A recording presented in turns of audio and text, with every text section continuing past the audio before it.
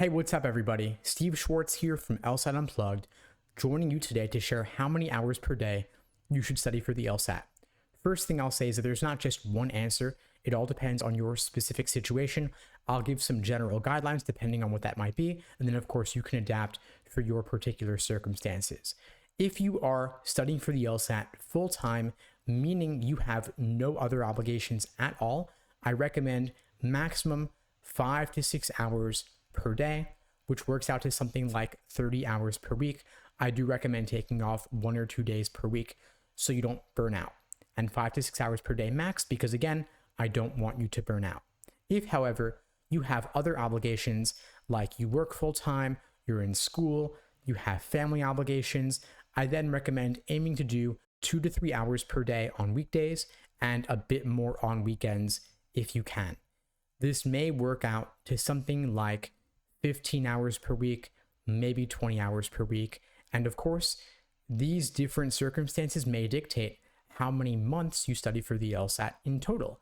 If you're able to study for the LSAT 30 hours per week, you may not need to spend 6 months studying for the LSAT. You may be able to knock it out in just 2 to 3 months. However, if you are studying only, say, 15 hours a week, you may want to spend closer to 4, 5, even 6 months to achieve your fullest potential. Of course, not everyone needs to spend that long, and much depends on what exactly your goals are for your LSAT score, as well as when you are starting.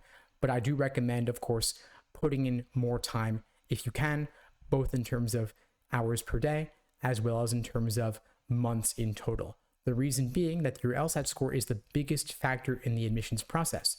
You may earn it over the course of just a couple of hours, but it weighs more heavily than all 3 to 4 years of undergrad combined. So from that perspective, studying for the LSAT, investing that time may be the biggest ROI you could ever achieve in terms of time invested, as well as perhaps in money invested in helping guide you towards that top LSAT score. Now, the question arises, how do you fit in these hours per day in your LSAT prep? Again, if you have nothing to do but study for the LSAT, I'd recommend maybe 2 to 3 hours in the morning before lunch, take a break for lunch, another 2 to 3 hours, and that's it. By the way, that could of course apply to anyone to devote a full day to LSAT prep, perhaps of course on the weekends. If, however, you have other obligations like work or school, then you may want to do only 2 to 3 hours per day. And if you're working full time, for example, a typical 9 to 5, here's how you might lay it out. You might do an hour before work, an hour during lunch, an hour or 2 after work, and that's it. Of course, not everyone can wake up super early in the morning to knock out an hour before work. In that case, maybe you're leaning more towards 30 to 60 minutes during lunch and a bit more after work. I do typically recommend studying out of the house if possible.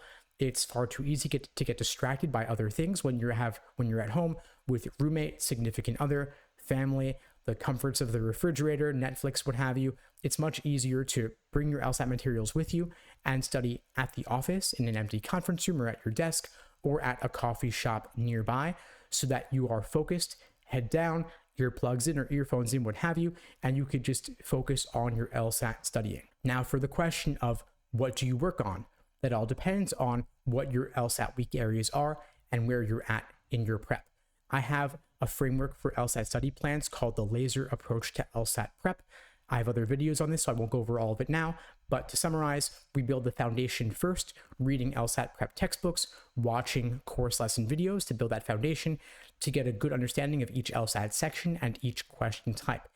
Then we move on to pacing with individual timed sections, and finally, pull it all together with full-length timed practice tests. So if you're at the later phases of your prep, you may want to have at least 30 to 60 minutes to knock out a section or two, or maybe a full exam to work on your pacing and endurance. But even just a single reading comprehension passage, for example, or a handful of logical reasoning questions is valuable. Every little bit helps in moving you closer to that goal. And it's better to do a little something than to do nothing at all for several days straight. We don't want you to get rusty or lose that momentum. So even just a single logical reasoning question can help you avoid breaking that chain of consistent LSAT studying. Now, if you'd like my help in getting ready for the LSAT, if you're aiming for a top LSAT score, there are a variety of ways I could support you. Check out the links below this video to find out more and to book a call with me and my team. We'd love to help you out.